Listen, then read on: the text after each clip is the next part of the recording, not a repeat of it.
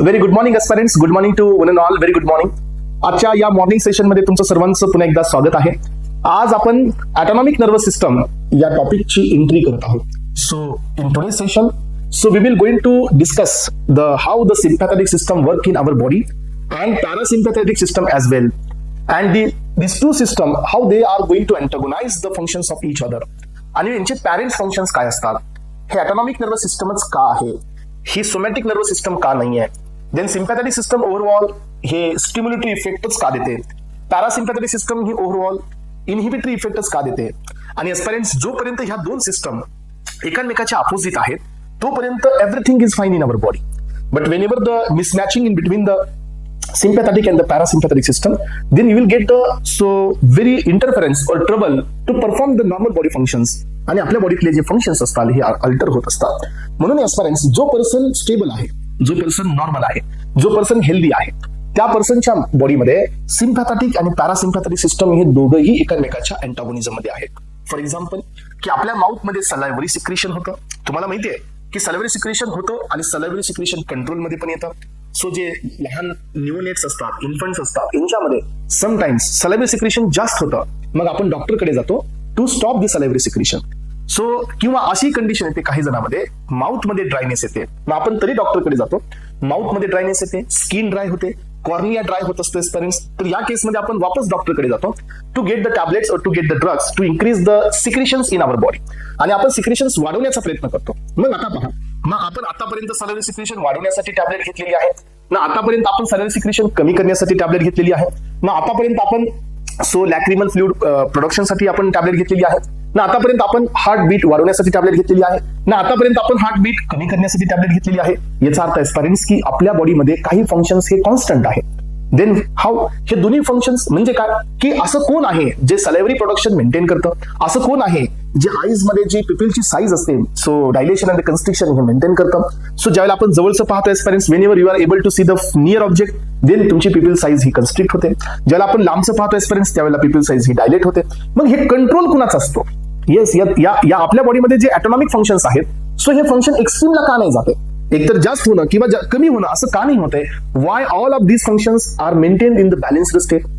So हे सगळे बॅलन्सच का राहतात एस्पायरंट्स? याच्या मागचं जे रूट कॉज रिझन आहे, सो याच्या पाठीमागचं जे प्युअर रिझन आहे एस्पायरंट्स, ते म्हणजे आपल्या बॉडीमध्ये जेवढे फंक्शन्स हे ऑटोनॉमिक आहेत, जेवढे फंक्शन्स हे आपल्या कंट्रोलमध्ये नाहीये, त्या फंक्शन्सला कंट्रोल करण्यासाठी दोन सिस्टम आहेत. सो जेवढे फंक्शन्स हे आपल्या बॉडीच्या कंट्रोलमध्ये नाहीये, त्यांना मेंटेन करण्यासाठी आपल्याकडे दोन सिस्टम आहेत. त्यातील फर्स्ट सिस्टम आहे सिम्पॅथोमायमेटिक or sympathetic, or second system आहे aspirant, that is parasympathetic. Sympathetic system is also known as the adrenergic system, and the parasympathetic system is also known as a cholinergic system. मग ह्या दोन system मुळे आपली body ही stable राहते. For example, so now I have the heart beat, so 72 heart beat per minute. ही beat आपण आतापर्यंत ऐकत आलो. Why not it has been crossed more than 80 beats per minute? Why not it has been below 60 beats per minute? कारण आपल्याकडे दोन system आहेत आणि दोन्ही सिस्टमचा अप्रोच आहे की एक सिस्टम वाढवण्याचं काम करते तर एक सिस्टम कमी करण्याचं काम करते. पण एका अशा सर्टन लेवलला ह्या दोन्ही सिस्टमचा रोल कॉमन होतो, आणि रोल कॉमन होतो इन द सेन्स की जेवढा स्टिम्युलेटरी रिस्पॉन्स आहे तेवढाच इनहिबिटरी रिस्पॉन्स आहे, and that is why we are getting some balanced condition. So याला म्हणतो आपण balanced condition of the heart, आणि त्या ठिकाणी हार्टबीट हे 72 वरती कॉन्स्टंट राहतात. मग ज्या वेळेला एखादी फिअर कंडिशन असते, ज्यावेळेला आपण कधी घाबरतो, तर आपल्या बॉडीतले हार्टबीट वाढतात. So if it goes behind 200 beats per minute और 150 beats per minute, sometimes it might be more than 300 beats per minute. मग हे काही टेम्पररी टाइमसाठी जातात. याचा अर्थ काय की हे हार्टबीट वाढतात तर आपली सिम्पॅथेटिक सिस्टम त्याला स्टिम्युलेट करते, राईट. मग आता तुम्ही पहा पेरेंट्स की सिम्पॅथेटिक सिस्टम याला स्टिम्युलेट करते, तर मग हे 300 हार्ट बीट स्टेबल नाही राहत. सो आफ्टर फ्यू मिनिट्स और after few second again sympathetic सिस्टमच्या अगेन्स्ट मध्ये पॅरासिम्पॅथेटिक सिस्टम ऍक्टिव्हेट होते, आणि ते हार्टबीट अगेन 300 हार्ट बीट्स वरून 72 वरती येतात आणि वापस बॅलन्स होतो. म्हणून तो तुम्हाला मी सांगितलं की जो कोणी नॉर्मल हेल्दी पर्सन आहे, सो तो पर्सन तो आहे ज्यांच्यामध्ये सिम्पॅथेटिक आणि पॅरासिम्पॅथेटिक या सिस्टम एकामेकाच्या प्युअरली अपोजिट आहेत पेरेंट्स, आणि त्याच वेळेला आपण नॉर्मल आहोत. ज्याला हे दोन्ही सिस्टम सोबत काम करतील त्यावेळेला आपण नॉर्मल नाही आहेत. एकतर हार्टबीट खूप लोला जातील, मग नाहीतर हे हार्टबीट खूप हायला जातील. I am not talking just about heartbeat, मी याच्याबद्दल सांगतोय आपल्या बॉडीमध्ये जेवढे ऑटोनॉमिक फंक्शन्स आहेत, हे सगळे ऑटोनॉमिक फंक्शन्स हे सो आपल्या बॉडीतील दोन सिस्टमने रेग्युलेट केले जातात. And first one is a sympathetic and second one is a parasympathetic system. चला तर एस्पायरंट्स, मग आता आपण पाठीमागच्या लेक्चरमध्ये अनाटॉमिकल डिफरन्स तर पाहिलाच आहे. तुम्हाला माहिती आहे की याच्या आधी आपण न्यूरल सिस्टम बेसिकली पाहिले. ही लेक्चर ऑलरेडी अपलोडेड आहे, तुम्ही ते लेक्चर पाहू शकता. सो याच्यामध्ये मी सांगितलं होतं की sympathetic system it means what. Sympathetic system म्हणजे काय असतो, एक थोरॅको-लुंबार आउटफ्लो असतो. याचा अर्थ जे नर्व फायबर्स रिलीज होत असतात स्पायनल कॉर्ड मधून, तर ते थोरॅसिस आणि लुंबार या दोन रिजन मधून बाहेर येत असतात. सो सेकंड बीट काय की जो आपला पॅरासिम्पॅथेटिक सिस्टम असतो तर तो क्रॅनियो सॅक्रल आउटफ्लो असतो. जे नर्व फायबर क्रॅनियल आणि सॅक्रल रिजन मधून बाहेर येतात तर तो क्रॅनियो सॅक्रल आउटफ्लो असतो एस्पायरंट. मग आता यांच्यामध्ये आपण हे पाहिलं की जो गँग्लियन असतो तो एक अशा प्रकारचं कलेक्शन असतं in the peripheral nervous system, जिथं कलेक्शन होतं नर्व फायबरचं, that is called ganglion. So त्यानंतर सायनॅप्स असतो ऑर्गन साइडला. इकडे बी पॅरासिम्पॅथेटिक मध्ये गँग्लियन आहे आणि सायनॅप्स आहे. गँग्लियनच्या आधीचा न्यूरॉन प्री गँग्लियनिक, गँग्लियनच्या नंतरचा न्यूरॉन पोस्ट गँग्लियनिक. पोस्ट गँग्लियनिक न्यूरॉन हा प्री सिनॅप्टिक असतो आणि प्री सिनॅप्टिकच्या नंतर जो स्पेस असतो पण त्याच्या पुढे ऑर्गन असतो आणि दॅट इज पोस्ट सिनॅप्टिक. हे आपण पाहिलं. त्यानंतर आपण हे पण पाहिलं की जो न्यूरॉन असतो तो न्यूरो ट्रान्समीटरला रिलीज करत असतो. मग गँग्लियन मध्ये ही सिस्टम सिम्पॅथेटिक असो किंवा ही सिस्टम पॅरासिम्पॅथेटिक असो, गँग्लियन मध्ये जो न्यूरो ट्रान्समीटर असतो तो ऍसिटिलकोलिन असतो. Even though system is different, जरी सिस्टम वेगवेगळे असतील तरी दोघांचं म्हणणं एकच आहे. यानंतर एस्पायरंट्स जो सायनॅप्स साइडला जो या ठिकाणी न्यूरो ट्रान्समीटर असतो तो पॅरासिम्पॅथेटिक सिस्टम मध्ये ऍसिटिलकोलिन असतो, तर सिम्पॅथेटिक सिस्टम मध्ये नॉर ॲड्रेनालिन किंवा ॲड्रेनालिन असतो. हे डिफरन्सेस आपण पाहिले एस्पायरंट्स. सो आपल्याकडे जो प्री सायनॅप्टिक असतो ganglion neuron, so preganglionic sympathetic system मध्ये, तर तो या ठिकाणी शॉर्ट असतो एस्पिरन्स आणि पोस्ट वाला हा लॉंग असतो. आणि याच्यामध्ये पॅरामध्ये काय असतो की प्री वाला लॉंग असतो, पोस्ट वाला शॉर्ट असतो. हे बेसिक अनाटॉमिकल डिफरन्स मी तुम्हाला न्यूरल सिस्टम मध्ये दिलेला आहे एस्पिरन्स. सो आता माझी ड्युटी काय आहे, तर एस्पिरन्स मी आता पुढे जाणार आहे फंक्शन्स कडे. मला पुढे जायचं आहे क्लासिफिकेशन्स कडे. का आपण सिम्पॅथेटिक सिस्टम मध्ये राईट आपण ॲगोनिस्ट देतो आणि का आपण सिम्पॅथोलायटिक सिस्टम मध्ये आपण अँटागोनिस्ट देतो, हे आता आपल्याला पाहायचंय. मग आता हे पाहण्यासाठी थोडंसं मला पुन्हा एकदा क्लासिफिकेशन कडे जावं लागणार आहे. तर हे पहा एस्पिरन्स, आपल्या बॉडीमध्ये जे सर्वोच्च लेवल असते ही असते नर्वस सिस्टम. नर्वस सिस्टमचे दोन क्लास घेतले होते एस्पिरन्स. त्यातील एक क्लास होता तो होता सेंट्रल नर्वस सिस्टम, तर दुसरा क्लास आहे एस्पिरन्स तर तो आहे पेरिफेरल नर्वस सिस्टम. सीएनएस आणि पीएनएस हे क्लासिफिकेशन खूप ब्रीफ मध्ये आपण कव्हर केलं होतं एस्पिरन्स. कुठे, सो न्यूरल सिस्टम मध्ये एचएपीच्या सिरीज मध्ये, पॅथोफिजियोलॉजीच्या सिरीज मध्ये तिथं हा पार्ट एकदम क्लिअरली देण्यात आलेला आहे. यानंतर एस्पिरन्स आता जी माझ्याकडे नेक्स्ट याच्यामध्ये सब क्लास असतो तर तो होता somatic nervous system. Somatic nervous system म्हणजे काय, ज्याचे फंक्शन्स व्हॉलंटरी आहेत. व्हॉलंटरी फंक्शन आपल्या बॉडीमध्ये फक्त एकाच मसलचे असतात आणि that would be the skeletal muscle. मग जिथं जिथं स्केलेटल मसल्स आहेत, जसं की आयलीड आहे एस्पिरन्स, सो दिस ट्रॅपेझियस क्लेडोमॅस्टाइड मसल्स आहेत. त्यानंतर आपल्याकडे डायफ्रॅगम आहे आणि बॉडीमध्ये जेवढे बोन सोबत असोसिएटेड मसल्स आहेत हे सर्व स्केलेटल मसल्स आहेत एस्पिरन्स. तर या मसल्स आपल्याला काय करता येतात, कंट्रोल मध्ये घेता येतात. पण एस्पिरन्स जे आपल्या कंट्रोल मध्ये नाही आहे, ज्याचं फंक्शन हे ॲटोनॉमिक आहे, ॲटोनॉमिक इन द सेन्स ॲटो मोड वरती आहे, म्हणजे इट सेल्फ ते रेग्युलेट होतात. जसं की तुम्हाला माहिती आहे की तुम्ही म्हणाल की सर ब्रिदिंग हे माझ्या कंट्रोलमध्ये आहे, तर ऍब्सोल्युटली नॉट बेटा, असं होऊ शकणारच नाही. ब्रिदिंग हे तुमच्या कंट्रोलमध्ये नाही आहे. माउथ मध्ये जे सलाइव्हा आहे हे तुमच्या कंट्रोलमध्ये नाही आहे. नेझल मध्ये जे सिक्रेशन आहे हे तुमच्या कंट्रोलमध्ये नाही आहे. सो पेरिटॉन्सिस मुवमेंट जे जेएटीचे असते हे तुमच्या कंट्रोलमध्ये नाही आहे. सो ब्रोंकायचं कन्स्ट्रिक्शन डायलेशन तुमच्या आपल्या कंट्रोलमध्ये नाही आहे. ब्लड वेसलचं कन्स्ट्रिक्शन डायलेशन हे आपल्या कंट्रोलमध्ये नाही आहे. त्यानंतर बॉडीमध्ये जेवढे फंक्शन्स आहेत, येस ऍब्सोल्युटली, हार्टचा रिदम, हार्टचं कॉन्ट्रॅक्शन, हार्ट बीट, सो हे सर्व फंक्शन, ब्लॅडरचे फंक्शन्स, युटरसचे फंक्शन, वॉस डिफरन्स, बेसल्फ्रेन्शिया, याचे सगळ्यांचे फंक्शन्स, इजॅक्युलेशन असेल, युरिनेशन असेल, हे सगळे फंक्शन्स आपल्या कंट्रोलमध्ये नाही आहेत. याचा अर्थ सिम्पली तुम्हाला लक्षात ठेवायचंय की जे जे ऑर्गन्स स्मूथ मसल्सनी, येस, जे जे ऑर्गन्स स्मूथ मसल्सनी आणि कार्डियक मसल्सनी आपले बनलेले आहेत, those organs are composed of the smooth muscle and the cardiac muscles. तर ते सगळे ऑर्गन्स आपल्या कंट्रोलमध्ये नाही आहेत. अलग लक्षात. मग आता यांच्यामध्ये कार्डियकचा ऑर्गन तर एकच आहे आपल्याकडे, हार्ट. मग जेवढे रिमेनिंग ऑर्गन असतात एस्पिरन्स, सो हे सगळे स्मूथ मसलची बदलत आहेत, हे आपल्या कंट्रोलमध्ये नसतात. मग आता यांच्यामध्ये आपल्याकडे दोन क्लास आपण पाहिले. सो यामध्ये पहिला क्लास आहे एस्पिरन्स, सो तो आहे सिम्पॅथेटिक सिस्टम. तर सेकंड क्लास आहे आपल्याकडे, तर तो आहे एस्पिरन्स कोलिनर्जिक सिस्टम. आता काय आहे माहिती आहे याच्यामध्ये मेन पर्पज काय आहे पहा, मेन बीट याच्यामध्ये काय आहे पहा. तर एस्पिरन्स हे लक्षात घ्या की आपण सिम्पॅथेटिक सिस्टमचे दोन क्लास घेतले. त्यातील पहिला क्लास घेतला, ऑटोनॉमिक नर्वस सिस्टमचे आपण दोन क्लास घेतले. त्यामध्ये पहिला क्लास घेतला सिम्पॅथेटिक सिस्टम, तर सेकंड क्लास घेतला पॅरासिम्पॅथेटिक सिस्टम. सो या सिम्पॅथेटिक सिस्टमला आपण सेकंड नेम देत असतो ॲड्रेनर्जिक सिस्टम, तर ह्या कोलिनर्जिकलाच आपण सेकंड नेम दिलेला आहे parasympathetic system. Sympathetic, parasympathetic, adrenergic and cholinergic असं हे क्लासिफिकेशन आहे. ओके. मग आता तुम्हाला लक्षात ठेवायचं आहे की या सिस्टमला आपण नाव देतोय सो पॅरेंट सिस्टम. येस, या सिस्टमला आपण नाव देतोय एस्पेरेंट्स पॅरेंट सिस्टम. आणि ही जी कोलिनर्जिक सिस्टम असते एस्पेरेंट्स, याही सिस्टमला आपण नाव देतोय पॅरेंट सिस्टम. याचा अर्थ काय एस्पेरेंट्स? हे दोन्ही सिस्टम पॅरेंट्स आहेत. ह्या दोन्ही सिस्टमचा आपल्या बॉडीमध्ये रोल आहे पॅरेंट फंक्शनचा, आणि हे फंक्शन्स कधीच बदलणार नाहीयेत. सो जर मी तुम्हाला असं सांगत असेल की आपल्या बॉडीमध्ये सिम्पॅथेटिक सिस्टम हे हार्ट मध्ये स्टिम्युलेशन करते, तर हे कुठेही गेला तर फिक्स आहे, हे कधीच बदलणार नाहीये. हार्टचे फंक्शन स्टिम्युलेट करणे हे पॅरासिम्पॅथेटिक सिस्टमचं प्राईम फंक्शन आहे, हे कुठंच बदलणार नाहीये. तसंच एस्पेरेंट्स, सो या कोलिनर्जिक सिस्टमचं हार्टवरती फंक्शन्स कमी करण्याचा रोल असतो, हेही कुठं बदलणार नाहीये. याचा अर्थ काय की आपल्या बॉडीमध्ये जेवढे ऑर्गन्स आहेत, ह्या दोन्ही ऑर्गनवरती सिम्पॅथेटिक पॅरासिम्पॅथेटिक कंट्रोल आहे, आणि यांच्यामध्ये काही फंक्शन यांचे स्टिम्युलेटरी आहेत, आणि जेवढे यांचे स्टिम्युलेटरी आहेत तेवढे यांचे इनहिबिटरी आहेत. काही फंक्शन यांचे स्टिम्युलेटरी आहेत स्मॉल मध्ये, जे यांचे स्टिम्युलेटरी आहेत ते यांचे इनहिबिटरी आहेत. याचा अर्थ ह्या दोघांचा कंट्रोल आहे, आणि हे दोघांचे जे फंक्शन्स आहेत एस्पेरेंट्स, हे फंक्शन्स असतात पॅरेंट फंक्शन्स. जसं की आता मी तुम्हाला ऑर्गन्स देतो, एक्झाम्पल देतोय, don't try to write. So लिहून घेण्याचा प्रयत्न करूच नका, आधी समजून घेण्याचा प्रयत्न करा. मग एस्पेरेंट्स, पहिला फंक्शन आहे आपल्याकडे जीआयटी. सो पहिला ऑर्गन आहे आपल्याकडे जीआयटी, सेकंड ऑर्गन आहे आपल्याकडे ब्रोंकाय, थर्ड ऑर्गन आहे आपल्याकडे ज्याच्यामध्ये आपण घेऊया युटरस. यानंतरचं नेक्स्ट ऑर्गन आहे आपल्याकडे ब्लॅडर. त्यानंतरचं नेक्स्ट ऑर्गन आहे aspirants that is the pupil. So pupil size आहे. त्यानंतर आपल्या बॉडीमध्ये नेक्स्ट आहे एस्पेरेंट्स स्वेट म्हणण्यापेक्षा सगळे ग्लँड्स. सगळे ग्लँड्स, तर एस्पेरेंट्स असे बरेच ऑर्गन आहेत. त्यानंतर आपल्याकडे हार्ट आहे एस्पेरेंट्स. त्यानंतर आपल्याकडे या ठिकाणी लंग्स आहेत एस्पेरेंट्स. असे खूप सारे ऑर्गन्स आपल्या बॉडीमध्ये या सिस्टमनी कंट्रोल असतात. मला काय सांगायचं जरा लक्ष देऊन ऐका, जोपर्यंत तुमचे हे पॅरेंट फंक्शन्स क्लिअर होत नाहीत ना, तोपर्यंत तुम्हाला दोघांचा डिफरन्स क्लिअर होतच नाही. हे बघा, आता मी सांगतो काय की माझ्या याच्या आधी मला अजून एक गोष्ट तुम्हाला क्लिअर करायची आहे की सिम्पॅथेटिकचे जे फंक्शन्स आहेत हे कसे परफॉर्म होतात, पॅरासिम्पॅथेटिकचे जे फंक्शन्स आहेत हे कसे परफॉर्म होतात. तर तुम्हाला माहिती असेल एस्पेरेंट्स, सिम्पॅथेटिक सिस्टमचे जे फंक्शन्स असतात हे याच्या न्यूरोट्रान्समीटरनी, आणि या न्यूरोट्रान्समीटरची ऍक्शन याच्या रिसेप्टरवरती येते आणि मग तो फंक्शन मिळतो. मग पॅरासिम्पॅथेटिकचं पण तसंच आहे.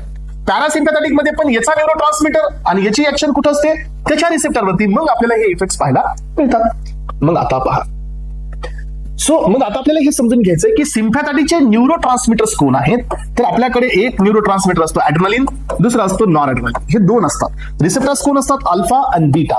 अल्फा मध्ये अल्फा 1, अल्फा 2, बीटा 1 मध्ये बीटा 1, बीटा 2 आणि बीटा 3. एवढे रिसेप्टर सिम्पॅथेटिकचे असतात. यानंतर या ठिकाणी या पॅरासिम्पॅथेटिकचे रिसेप्टर्स सांगा. न्यूरोट्रान्समीटर पॅरासिम्पॅथेटिकचा एकच आहे. रिसेप्टर याच्याकडे दोन असतात, एक असतो मस्कॅर्निक तर दुसरा असतो निकोटिनिक. मस्कॅर्निक मध्ये एस्पेरेंट्स याचे 5 रिसेप्टर असतात, M1, M2, M3, M4 आणि M5. यानंतर पहा, निकोटिनचे आपल्याकडे दोन असतात, एक असतो NN आणि एक सोमॅटिक सिस्टम वरती असतो that is NM, nicotinic neuronal आणि निकोटिनिक मस्कॅर्निक.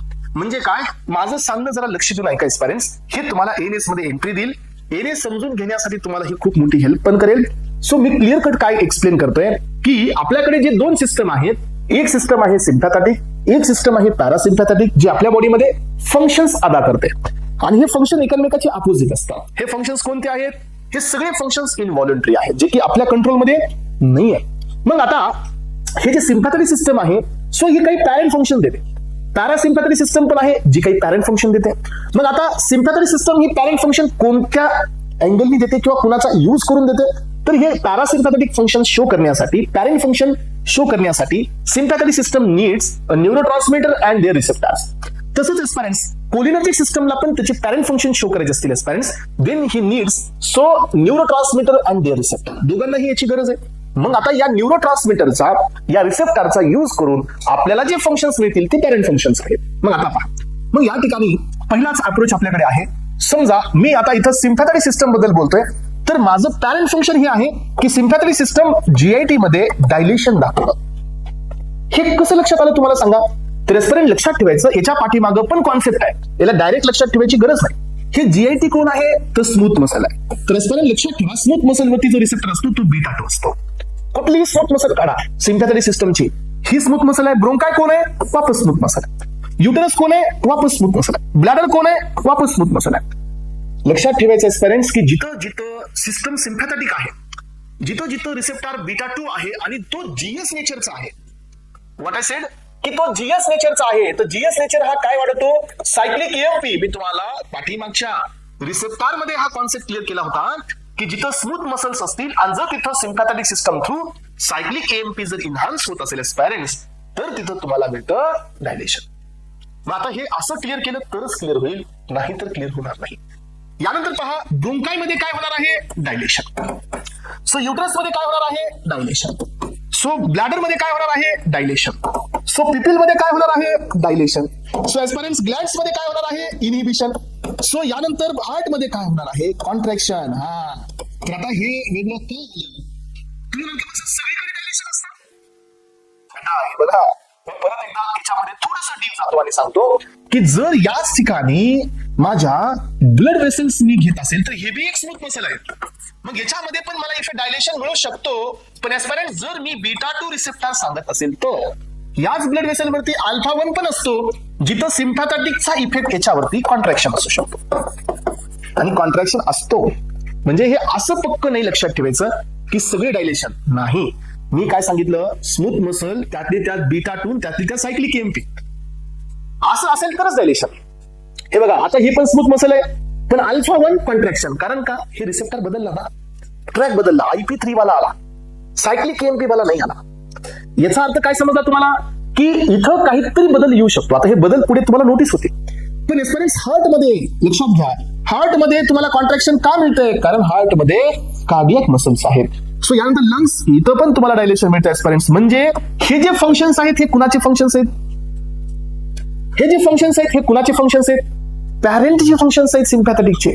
तुम्ही कोणतंही बुक रेफर करा, केडी करा, रंगन डेल करा, गर्दन गुप्ता करा, शानबाग करा, गुडमन गिलमन करा, कोणतंही बुक करा, हे फंक्शन्स बदलत नसतात. हे फंक्शन्स फिक्स आहेत आणि हे फंक्शन असतात सिम्पॅथॅटिकचे पॅरेंट फंक्शन्स. आणि तुम्ही मला सांगा, हे फंक्शन कुणाची बदलत आले? नॉर ऍड्रेनालिन आणि ऍड्रेनालिन आणि अजून कुणाच्या? Alpha 1, alpha 2, alpha 1, alpha 2, beta 1, beta 2 आणि बीटा 3 च्या बदलत आले. असे खूप फंक्शन्स आहेत. मी तुम्हाला फक्त काहीच फंक्शन सांगतोय, असे खूप सारे फंक्शन्स आहेत. लिपिड वरती आहेत, बॉडी मधल्या मेटाबॉलिझम वरती आहे, लिव्हर वरती आहे, सो खूप सारे फंक्शन्स आहेत. पण आता सध्या मी तुम्हाला एक्सप्लेनेशन देतोय, डेमो देतोय एस्परेन्स. मग आता तुम्ही मला सांगा या ठिकाणी, सो हे फंक्शन पॅरेंट झाले, राईट? सो जसं आता यांचं एवढे फंक्शन पॅरेंट होते, तर आता पॅरासिम्पॅथॅटिकचे पण पॅरेंट फंक्शन असतील. आणि ऑलरेडी तुम्हाला माहिती आहे की हे याच्या अपोजिट असेल तर इथं तुम्हाला काय द्यावं लागेल? कॉन्ट्रॅक्शन. सो इथं काय द्यावं लागेल? कॉन्ट्रॅक्शन. इथं काय द्यावं लागेल? कॉन्ट्रॅक्शन. इथं काय द्यावं लागेल? कॉन्ट्रॅक्शन. सो इथं काय द्यावं लागेल? कॉन्ट्रॅक्शन. सो एस्परेन्स इथं मात्र एक फंक्शन दोघाचा कॉमन असतो आणि दिस इज एट द एक्सेप्शन. हा, तुम्हाला काल मी रिसेप्टर मध्ये पण सांगितलं की M3 चा रिसेप्टर असतो यांचा, GQ चा. पण GQ रिसेप्टर असताना इकडे GQ अल्फा 1 होता, तरी काय मिळालं? कॉन्ट्रॅक्शन. हा पण GQ आहे, पण एस्परेन्स हे NO रिलीज मुळे हा इफेक्ट वेगळा असतो. आणि इथं बी तुम्हाला काय मिळतं? कॉन्ट्रॅक्शन. सो हार्ट मध्ये काय मिळेल तुम्हाला? सो इथं सगळे ग्लँड्स काय मिळेल? एस्परेन्स सिक्रेशन्स. सो हार्ट मध्ये मिळेल रिलॅक्सेशन आणि तुमच्या लंग्स मध्ये मिळेल पुन्हा कॉन्ट्रॅक्शन. तर एस्परेन्स हे झाले सगळे पॅरासिम्पॅथॅटिकचे पॅरेंट्स इफेक्ट. येस और नो? पॅरासिम्पॅथॅटिकचे पॅरेंट्स इफेक्ट तुमच्या समोर आले, सिम्पॅथॅटिकचे पॅरेंट्स इफेक्ट तुमच्या समोर आले. आता तुम्हाला इथून तर खरी सुरुवात होणार आहे की हे इफेक्ट ज्या वेळेला नॉर्मल मध्ये आहोत त्यावेळेला आपण ठीक आहोत. जर समजा आता आपण असं समजून घेऊया, एक साधंच एक्झाम्पल घेऊया आपण एस्परेन्स इथं, की जर समजा या ठिकाणी GITचं ओव्हर डायलेशन झालं, ही सिस्टम खूप जास्त ऍक्टिव्हेट झाली आणि डायलेशन जास्त झालं तर प्रॉब्लेम आहे. ब्रोंकाई जास्त डायलेट झाले तर आपल्याला काही जास्त प्रॉब्लेम येत नाही. युटरस जास्त डायलेट झाले तर प्रॉब्लेम आहे. ब्लॅडर जास्त डायलेट झालं तर एस्परेंट युरिनेशन होणारच नाही. पिपिलचं डायलेशन झालं एस्परेंट खूप सारं तर जवळचं दिसणार नाही. बघा, खूप लांबचं दिसेल, you can not see the near object. ग्लँडचं त्याचं डायलेट जर खूप जास्त इनिबिशन असेल तर सगळे सिक्रेशन्स बंद होतील. हार्ट खूप जास्त कॉन्ट्रॅक्ट होईल तर ब्लड प्रेशर वाढेल. म्हणजे काय की हे फंक्शन्स तुमचे सो नॉर्मल पर्यंत ठीक आहेत. हे फंक्शन जर एक्सेसला गेले एस्परेन्स तर हे ठीक नाही आहेत. आलं लक्षात?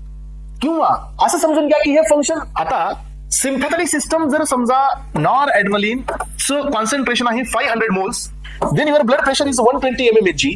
पण नॉर ऍड्रेनालिनचं कॉन्सन्ट्रेशन आहे 1000 moles, then your blood pressure is 180 mmHg. Then नॉर ऍड्रेनालिनचं कॉन्सन्ट्रेशन आहे 250 moles, then your blood pressure is 80 mmHg. तर मला सांगा विच वन इज प्रॉब्लेम? तर हे दोन्ही प्रॉब्लेम आहेत आपल्यासाठी. हे प्रॉब्लेम नाही आहे, हे स्टेबल कंडिशन आहे. या कंडिशन मध्ये सिम्पॅथॅटिक आणि पॅरासिम्पॅथॅटिक सिस्टम बॅलन्स्ड आहे. या कंडिशन मध्ये सिम्पॅथॅटिक ओव्हर ऍक्टिव्हेटेड आहे दॅन द पॅरासिम्पॅथॅटिक. आणि या कंडिशनमध्ये पॅरासिम्पॅथॅटिक ओव्हर ऍक्टिव्हेटेड आहे than the sympathetic. Did you got it? कळते सगळ्यांना है ना? इथं सिम्पॅथॅटिक जास्त आहे म्हणून ब्लड प्रेशर जास्त आहे, इथं पॅरासिम्पॅथॅटिक जास्त आहे म्हणून ब्लड प्रेशर कमी आहे. म्हणून येस पॅरेंट्स, आपण आधी पॅरेंट्स फंक्शनला समजून घेतला. पॅरेंट्स फंक्शन कसे काम करतात हे आपण पाहिलं. सिम्पॅथॅटिकचे पॅरेंट फंक्शन्स आपण घेतले, पॅरासिम्पॅथॅटिकचे पॅरेंट फंक्शन्स आपण घेतले. पण येस पॅरेंट्स, मला आता तुम्ही सांगा की ज्या वेळेला सिम्पॅथॅटिक सिस्टम, येस, ज्या वेळेला सिम्पॅथॅटिक सिस्टम, राईट, ज्या वेळेला सिम्पॅथॅटिक सिस्टम हे लो लेवलला असते त्यावेळेला ब्लड प्रेशर हे हायपोला जातो. करेक्ट? मग हा प्रॉब्लेम आहे की नाही? आहे. येस, हा प्रॉब्लेम आहे की नाही? आहे. हा प्रॉब्लेम आहे. मग आता तुम्ही मला सांगा या प्रॉब्लेमचं काय सोल्युशन आहे? यानंतर ज्या वेळेला सिस्टम ही ओव्हर ऍक्टिव्हेट होते, येस, त्यावेळेला आपल्या बॉडी मधलं ब्लड प्रेशर हे हाय लेवलला जातं आणि आपण याला नाव देत असतो हायपर टेन्शन. तुम्ही मला सांगा हा आपला प्रॉब्लेम आहे का नाही? आहे. जर ही सिस्टम ओव्हर ऍक्टिव्हेट आहे तर ऑटोमॅटिकली ऑब्विसली कोणती सिस्टम ही इनहिबिट झालेली आहे? ही सिस्टम जर ओव्हर ऍक्टिव्हेट आहे तर पॅरासिम्पॅथॅटिक सिस्टम ही अंडर कंट्रोल आहे याच्या. जर ही सिस्टम लो ऍक्टिव्हेट आहे तर 100% कोणती सिस्टम ऍक्टिव्हेट आहे? पॅरासिम्पॅथॅटिक वाली. मग हा प्रॉब्लेम आहे का? आहे ना सर, हा प्रॉब्लेम आहे. हा प्रॉब्लेम आहे का? आहे ना सर, हा प्रॉब्लेम आहे. मग आता करायचं काय सांगा? मग अशा केसमध्ये तुम्हाला काय करावं लागेल सांगायचं पॅरेंट्स? ज्या वेळेला पर्सन या कंडिशन मधून सफर करत असेल त्यावेळेला you need to activate this system. आणि ज्या वेळेला पर्सन या कंडिशन मधून सफर करत असेल त्यावेळेला तुम्हाला so you need to inhibit this system. आलं लक्षात? आणि एस्पेरेंट्स याच बेसिसवरती याचे 2 क्लास इथं आपल्याला मिळालेले आहेत. त्यातील पहिला क्लास असतो सिम्पॅथोमायमेटिक सिस्टम. येस, पहिला क्लास असतो एस्पेरेंट्स सिम्पॅथोमायमेटिक सिस्टम आणि सेकंड क्लास असतो सिम्पॅथो येस लायटिक सिस्टम. याचा अर्थ काय झाला सांगा आता? मायमेटिक सिस्टमचा मिनिंग आहे की जे पॅरेंटचे फंक्शन्स आहेत, राईट. पॅरेंटचे फंक्शन काय? ब्रोंकाय वरती डायलेशन.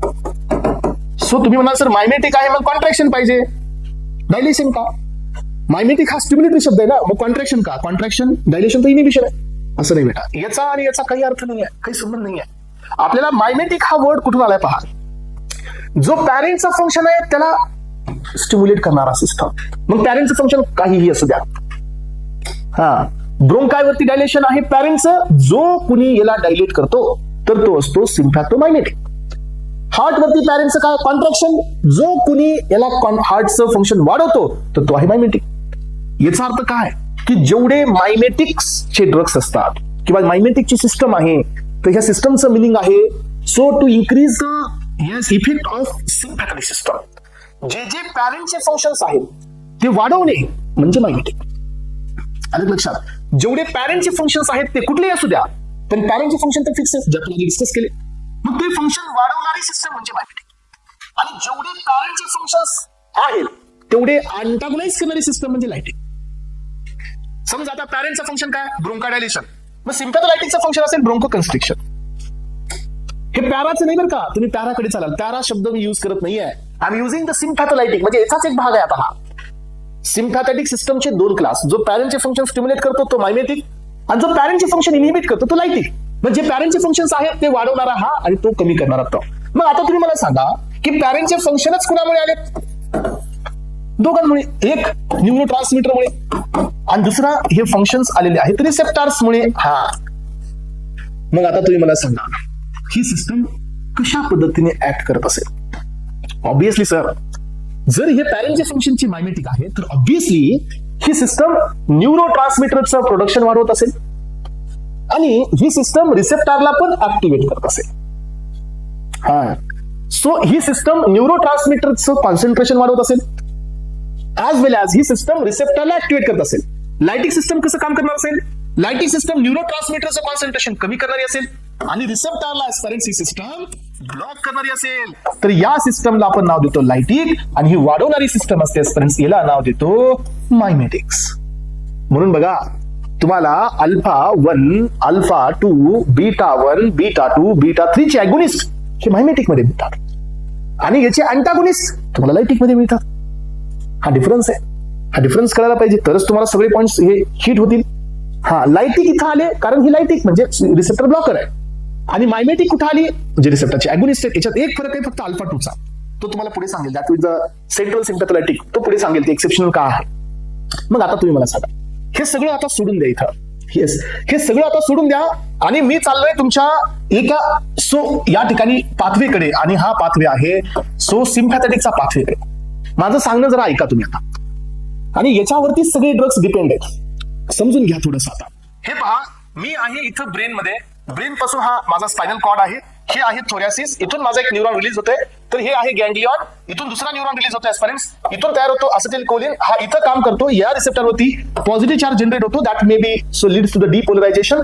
मग हा न्यूरॉन फायर करतो एस्परेन्स. तर हे ऍक्शन पोटेन्शियल हे पॉझिटिव्ह चार्ज अशा पद्धतीने तुमचा खाली पोहोचत असतो. आणि हा जसा तुमच्या एंड नर्व टर्मिनलला पोहोचतो तर इथं तुमचं एक जो बेसिक अमायनो ऍसिड म्हणजे एक अमायनो ऍसिड असतो फिनाइलॅलानिन. याचं कन्वर्जन होतं टायरोसिन मध्ये.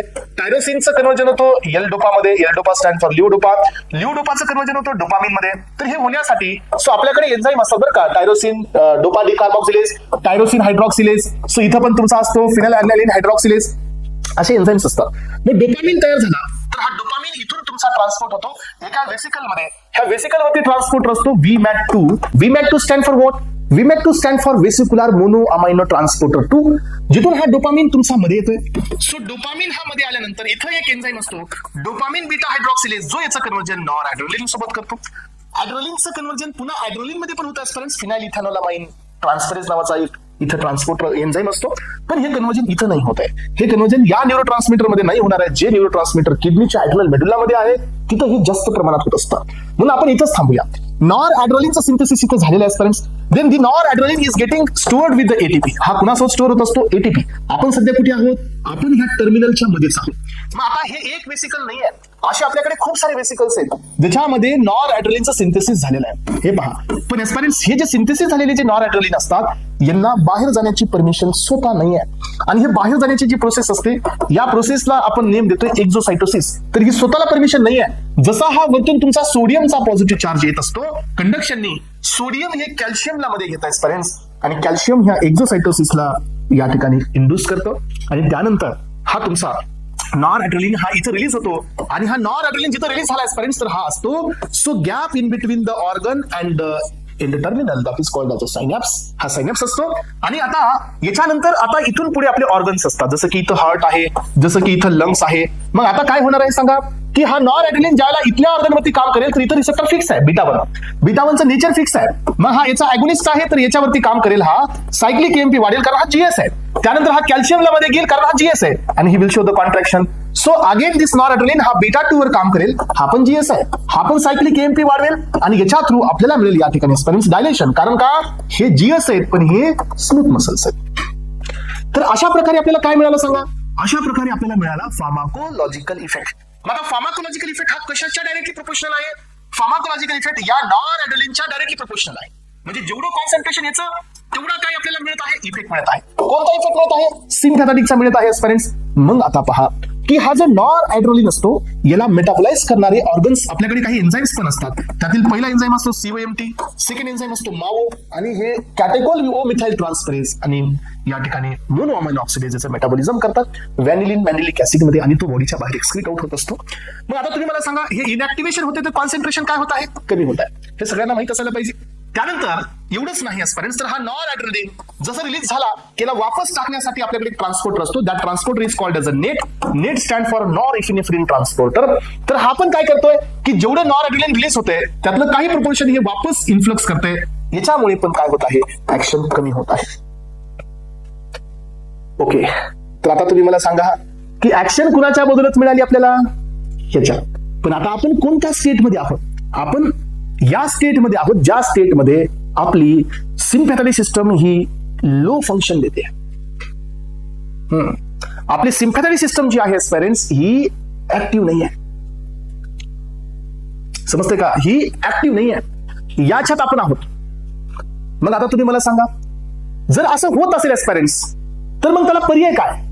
ही सिस्टम ऍक्टिव्ह नाही आहे याला पर्याय काय सांगा? तर याला पर्याय आहे. आपलं ऑब्जेक्टिव्ह काय की हे सिस्टम ऍक्टिव्हेट करायची आपल्याला. तर याचा ऑब्जेक्टिव्ह काय सांगा? ऍक्टिव्ह करायचे आहे तर पहिलं ऑब्जेक्टिव्ह आहे की नॉर ॲड्रेनालिनचं कॉन्सन्ट्रेशन इन्क्रीज करा. हे एक ऑब्जेक्टिव्ह आपल्याकडे आहे. आणि आपल्याकडे दुसरा ऑब्जेक्टिव्ह काय सांगा? दुसरा ऑब्जेक्टिव्ह आहे की रिसेप्टरला ऍक्टिव्हेट करा. हे एक आपल्याकडे ऑब्जेक्टिव्ह आहे. येस, हे दोन ऑब्जेक्टिव्ह आपल्याकडे आहेत. एक ऑब्जेक्टिव्ह काय आहे की नॉरएड्रेनालिनचं कॉन्सन्ट्रेशन वाढवा, तर सिस्टम ऍक्टिव्हेट होईल. दुसरा ऑब्जेक्टिव्ह काय आहे की रिसेप्टरला ऍक्टिव्हेट करा, हे एक ऑब्जेक्टिव्ह आहे. मग आता मला सांगायचं परत, याच्यामधली कुठली प्रोसेस आपण वाढवू शकतो? आपण रिलीज वाढवू शकतो? असे ड्रग्स नाही आहेत. येस, असे ड्रग्स नाही आहेत. सो यानंतर पहा, हा नॉरएड्रेनालिन जो इथं आलाय, सो याचं मेटाबॉलिझम कॉन्सन्ट्रेशन कमी होत आहे. हा, लक्षात घ्या, आपण हे मेटाबॉलिझम ब्लॉक करू शकतो. कळतं सगळ्यांना? सो आपण हे रिएक्टिव्ह ब्लॉक करू शकतो, ज्याच्यामुळे इथं कॉन्सन्ट्रेशन वाढेल. आणि थर्ड पॉइंट आहे की जर आपल्याला हे होत नसेल तर आपण या रिसेप्टरला अगोनिस्ट देऊ शकतो. जेवढे रिसेप्टर्स आहेत त्याला ऍक्टिव्हेट करू शकतो. आणि हेच ड्रग्स आपल्या मायमेटिक मध्ये आहेत, directly acting, indirectly acting and mixed acting. झालं हे सिम्पॅथेटिक सिस्टम. आता मला सांगा, सिम्पॅथोलायटिक सिस्टम म्हणजे काय? सिम्पॅथोलायटिक सिस्टम म्हणजे काय की जिथं आपण ही सिस्टम आपल्याला नको आहे, हा, जिथं आपल्याला ही सिस्टम नको आहे, या सिस्टमचे इफेक्ट्स आपल्याला नको आहेत. मग सिस्टम नको असेल तर नॉरएड्रेनालिन पण आपल्याला नको आहे. मग आपण पहिला अप्रोच हे करूया की याचं सिंथेसिसच नाही झालं पाहिजे. मग याला ब्लॉक करा, याला ब्लॉक करा, सो याला ब्लॉक करा, राईट. यानंतर पाहायचं रिलीजला ब्लॉक करा. आणि राहिलेला प्रश्न काय की या रिसेप्टरला पण ब्लॉक करा. मग बघा, आपल्याकडे जाऊन डोपा डिकार्बॉक्सिलेज इनहिबिटर आहे, टायरोसिन हायड्रॉक्सिलेज इनहिबिटर आहे, सो विमॅट2, येस, विमॅट2 ट्रान्सपोर्टर इनहिबिटर आहे, एक्झोसाइटोसिस इनहिबिटर आहे, बीटा 1 ब्लॉकर आहे, बीटा 2 ब्लॉकर आहे, अल्फा 1 ब्लॉकर आहे, अल्फा 2 ब्लॉकर आहे, बीटा 3 ब्लॉकर आहे. हा, तर ही झाली लायटिक सिस्टम. मग तिथं जाऊन तुम्ही क्लासिफिकेशन बघा. क्लासिफिकेशन मध्ये तुम्हाला मिळतील alpha blockers, beta blockers. Alpha मध्ये मिळतील non selective alpha, selective alpha. Alpha मध्ये पण alpha 1 blocker, alpha 2 blocker. Alpha 2 ला एक्सेप्शनल साईडला ठेवा फक्त. ज्याला तिथं जाऊ आपण त्याला हे समजावून सांगेल मी. Beta 1 blocker, beta 2 blocker, beta 3 blocker. ही सिस्टम कोण आहे? तर ही सिस्टम आहे सिम्पॅथोलायटिक. आपण या ठिकाणी मायमेटिक आणि लायटिक हे दोन्ही पॉइंट्स क्लिअर केले पेरेंट्स. आणि याच बेसिसवरती तुमची क्लासिफिकेशन सेट झाले, याच बेसिसवरती तुमची मेकॅनिझम क्लिअर झाली. आता तुमच्या माइंडमध्ये हे क्लिअर पाहिजे की जर तुम्हाला सिस्टमला ऍक्टिव्हेट करायचंय तर तुम्ही काय कराल? रिसेप्टरचे अगोनिस्ट द्याल आणि रिएक्टिव्ह ब्लॉक कराल, मेटाबॉलिझम ब्लॉक कराल. जर तुम्ही हे लक्षात घेतलं की सिस्टम जी आहे तुमची पॅरासिम्पॅथेटिक वाली, सिम्पॅथेटिक वाली, त्याला जर तुम्हाला ब्लॉक करायचंय तर सिंथेसिस कमी कराल, रिलीज कमी कराल आणि रिसेप्टरला ब्लॉक कराल. तर अशा प्रकारे हा सिस्टमचा पार्ट इथपर्यंत संपला. आणि याच पद्धतीने आता आपल्याकडे सो पॅरासिम्पॅथेटिक सिस्टम पण आहे एस्पिरंट्स. ऍसिटिल कोलिन हा इथून रिलीज होतो या तुमच्या सायनॅप्स मध्ये. तर याला ब्रेक करणारा पण एक एन्झाइम असतो ऍसिटिल कोलिनिस्ट्रेज, जो याला इनॅक्टिव्ह करतो. आणि इनॅक्टिव्ह केल्यानंतर हा ऍसिटिल कोलिन मस्कॅर्निक आणि हा ऍसिटिल कोलिन निकोटिनिक रिसेप्टरवरती काम करतो आणि इथं तुम्हाला ऍक्शन मिळते. मग तुम्ही पहा की ज्या वेळेला तुम्हाला ही सिस्टम ऍक्टिव्हेट पाहिजे, सो मायमेटिक पाहिजे, त्यावेळेला आपण ऍसिटिल कोलिनला वाढवतोय. मग हे वाढवण्यासाठी आपल्याला याला इनहिबिट करावं लागेल. सो याला इनहिबिट केलं की याचं कॉन्सन्ट्रेशन वाढेल आणि तुम्हाला इफेक्ट इथं जास्त मिळतील. दुसरा ऑप्शन असतो रिसेप्टरला अगोनिस्ट द्यावे लागतील. ते रिसेप्टरचे अगोनिस्ट देऊया. ज्या वेळेला ही सिस्टम तुम्हाला लायटिक कडे नेते, म्हणजे तुम्हाला नाही पाहिजे, त्यावेळेला तुम्ही याला ऍक्टिव्हेट करू शकत नाहीत. आलं लक्षात? ऍक्टिव्हेट केलं जातं एका पॉझिटिव्हच्या केसमध्ये, आता नाही. सो दुसरा ऑप्शन तुमच्याकडे काय आहे की ऍसिटिल कोलिनचं रिलीज कमी करा, ऍसिटिल कोलिनचं सिंथेसिस कमी करा आणि ऍसिटिल कोलिनचे रिसेप्टर्सला ब्लॉक करा. येस, समस्या सगळ्यांना? ही झाली पॅरासिम्पॅथोमायमेटिक. आणि जाऊन बघा मग क्लासिफिकेशन मध्ये, ब्लॉकर मध्ये तुम्हाला मिळतील M1 blocker, M2 blocker, M3 blocker, M4 blocker, nicotinic neural blocker, nicotinic muscular blockers. आणि अगोनिस्ट मध्ये मिळतील अगोनिस्ट. अगोनिस्ट मध्ये तुम्हाला मिळतील अगोनिस्ट रेस्पिरेन्स. अशा पद्धतीने ऑटोनॉमिक नर्वस सिस्टम मध्ये 4 सिस्टम आहेत. या 4 सिस्टमचा ओव्हरव्ह्यू आजच्या लेक्चर मध्ये आपण क्लिअर केलेला आहे एस्पिरंट्स.